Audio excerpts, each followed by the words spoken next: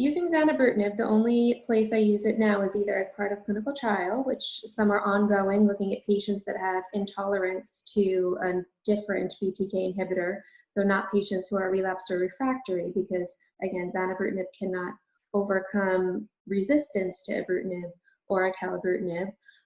But it's really more in my practice used for patients that have some reason that I would like to avoid ibrutinib or acalabrutinib concurrent medication, potentially based on this, potentially decreased risk of cardiac events or bleeding events. So depending on what medications they're on, depending on access. So cost of these drugs is very important. They're very expensive medications.